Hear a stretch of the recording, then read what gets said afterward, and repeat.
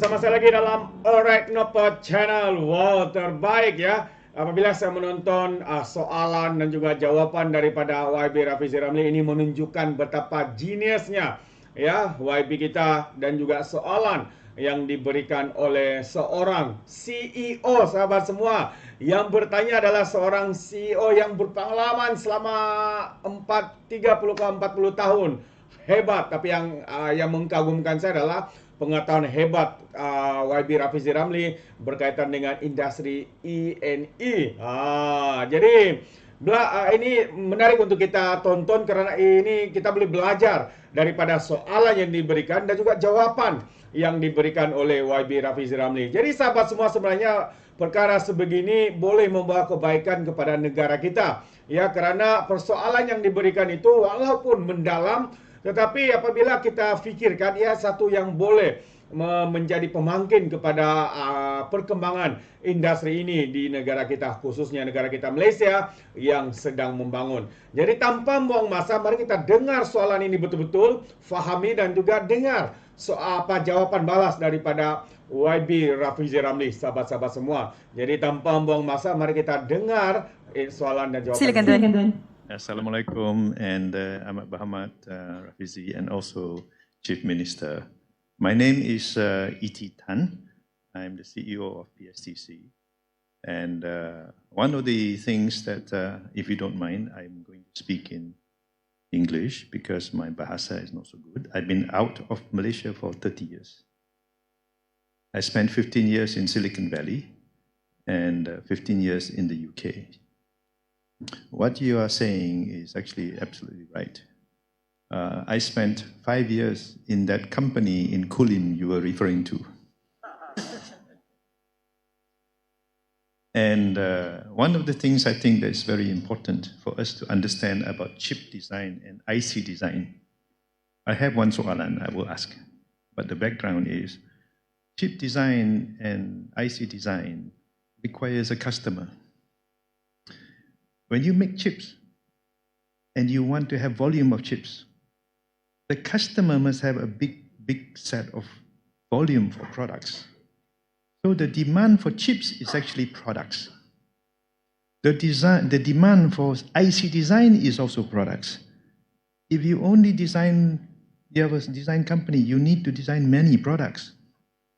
One product for IC design, hopefully you sell millions of products. But there's only one product for the IC design company. That IC design company needs maybe 20 products. Okay? So if we don't have our Malaysian product company, forget IC design. It's better to have a product company that sell products. You have somebody else make the chip for you. You make more money than the chip. You see, one chip, maybe 10 ringgit, $10. But the product, your watch, your phone, how much?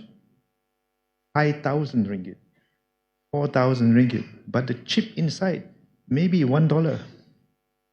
So how many chips you want to sell? So the question for YB, okay, is what is our plan to help build Malaysian company making Malaysian products that Malaysia people can be proud of? Because in Malaysia, we have all of the skills in Penang, from chip design, as you mentioned, all the way to manufacturing, testing, and selling. But we have no Malaysian company that we can consider, like Samsung, like Asus, like Lenovo. Can you name of one company in Malaysia that can sell, that we can be proud of to say, this is Malaysian company? That company will make a lot of chips, will require a lot of companies to do chip design because it's our product. Right now, we're buying from other countries. Those countries' products are being produced actually in Penang. The chips are being produced in Penang. But we're buying those companies from siapa? HP lah, be brown lah, all that. So my question for Yang Rahmat, what is our plan to help Malaysian companies? Thank you.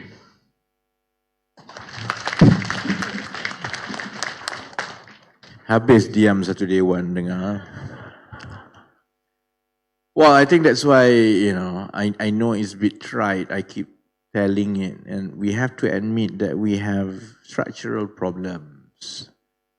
We are good at doing low value manufacturing when investors or other people come and bring their technical content, and we are good at that. We can produce more kan.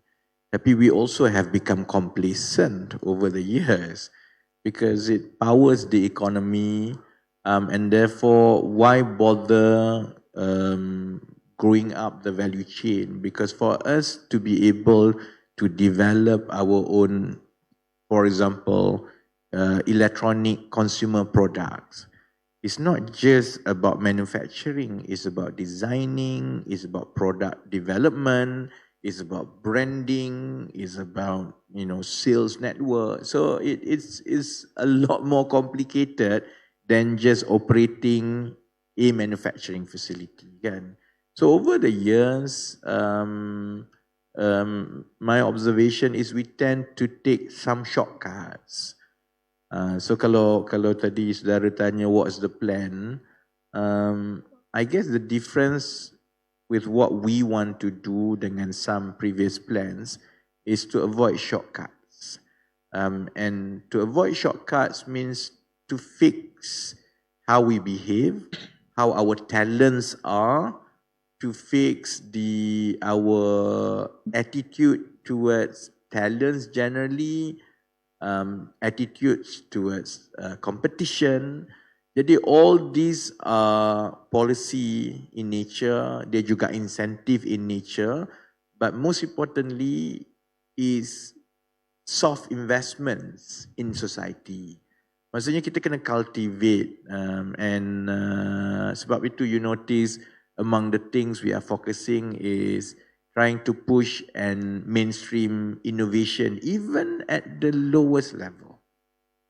We are also looking at how we can revamp our visa and work permit approach to talents, because we have to work with talents, and if that talents means there are foreigners who can bring us up and work with our teams, then we have to be open about it rather than looking at talents purely from nationalistic perspective kan.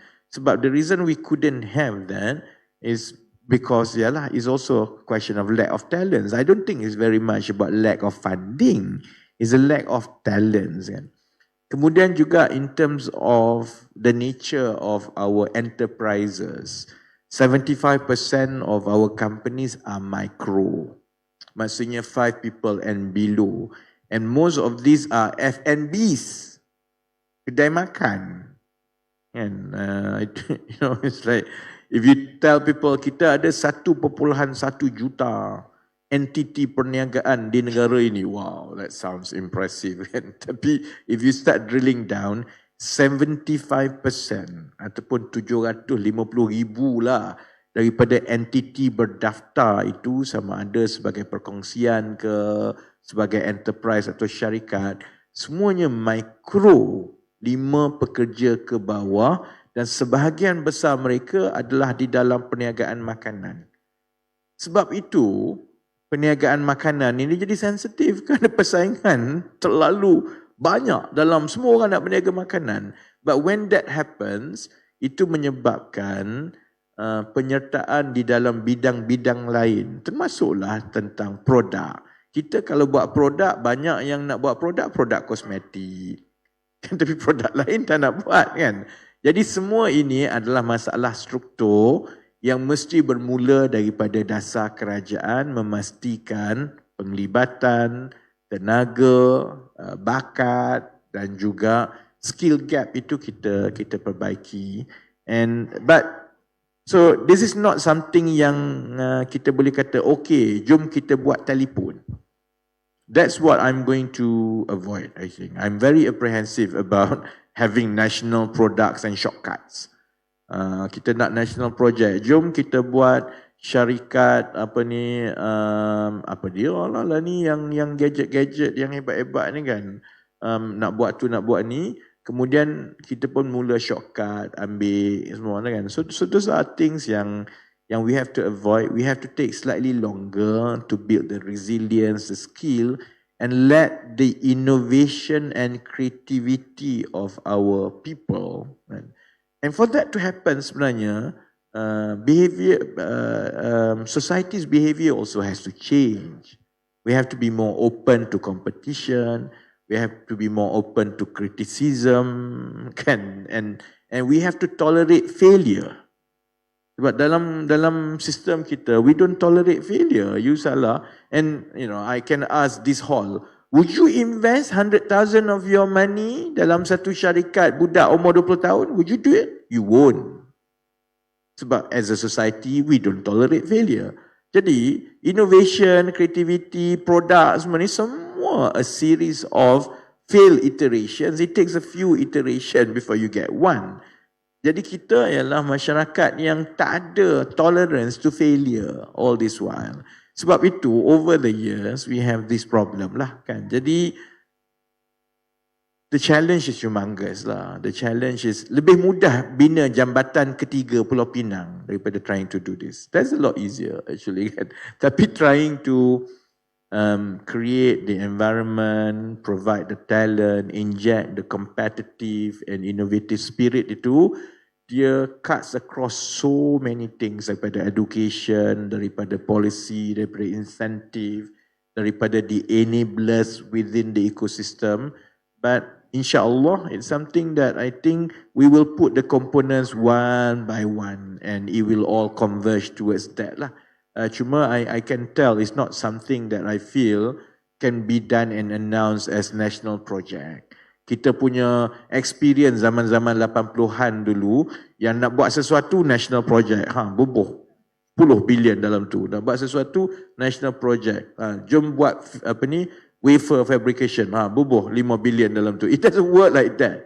It's a slow burn that we have to have the confidence as society, and I rather see the private sector picking it up, and public sector just invest in the talent, in the system, in the enablers, in the policy, and then itu akan create environment yang baik kepada pelabur, kepada syarikat-syarikat kita untuk mengambil lebih risiko untuk bergerak ke tahap ekonomi yang lebih tinggi. So I think, okay, well at least you like the answer. Okay, alright. So I'm not going to commit to just another round of short sendiri national project. It costs a lot and it burns us a lot. If we have to take slightly longer, let's take slightly longer for it. Jadi saya ingat itu cukup kot. Jadi terima kasih banyak-banyak. Saya minta maaf kalau jawapan saya tidak melambangkan akhlak seorang menteri. Ada orang kata saya selalunya bila jawab soalan terlalu direct. But I think it's like what matters is let's call a spade a spade. And that's important in policy making. Let's not gloss it, call it a spade. And then I think we can go back masing-masing tumpu usaha kita. At the very least, I hope out of this session, penjawat awam dan industri di Pulau Pinang understand where we are going and what issues we want to tackle at the federal. Jadi dengan itu, terima kasih. Assalamualaikum warahmatullahi wabarakatuh. Terbaik itu dia sahabat semua. Satu pencerahan dan jawapan yang padu sebenarnya daripada YB RAfizi Ramli. Ya, kita tidak tahu bagaimana RAfizi Ramli mempunyai pengetahuan yang hebat di dalam industri ENI dan juga industri ini sahabat semua. Jadi amat mengejutkan.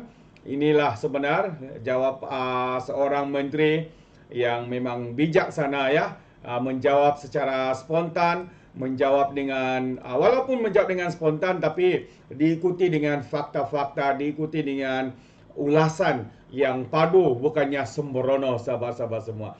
Jadi kita berbangga, kita mempunyai menteri yang begitu bijak, yang ramai ya dicemburui oleh pihak pembangkang di luar sana ya. Apabila kalau Rafizi bercakap saja kalau di parlimen, mereka akan menyerang, mereka akan mengganggu Rafizi supaya Rafizi Ramli tidak dapat meneruskan kenyataan, ucapan, pidato beliau di semasa berada di dalam Dewan Rakyat. Inilah susuk tubuh yang mempunyai kepakaran pengetahuan yang jelas bagaimana untuk memangkin ya negara kita ke arah yang lebih baik. Itu dia satu soalan yang padu juga daripada CEO ini, yang sebenarnya adalah CEO kepada bekas ya, ataupun mungkin CEO kepada company yang dikatakan oleh YB RAfizi Ramli itu terbaik. Jadi sampai di sini saja sahabat semua. Sekiranya Anda mau memberikan sebarang komen, Anda boleh berikan komen Anda dalam ruangan komen, tapi ingat, komen dengan cara berhema. Jangan menjadi seperti walaun-walauntit, lebay-lebay dan juga geng sapu bersih ya. Apabila mereka memberikan komen penuh dengan hasutan, kebencian dan juga fitnah melampau. Sepertinya mereka tidak punya otak, mungkin karena otak mereka tertinggal di atas Gunung Kinabalu. Alright, sampai di sini saja. Izinkan saya untuk mengundurkan diri, dan seperti biasa, peribahasa mengatakan, tapapun kangkap, 2 ton keinginan. Dalam bahasa Melayunya, tepuk dadah, tanya selera. Sekian saja pada ORAITNOPO Channel. Sampai kita berjumpa lagi dalam info dan update yang seterusnya. Sekian. Bye-bye.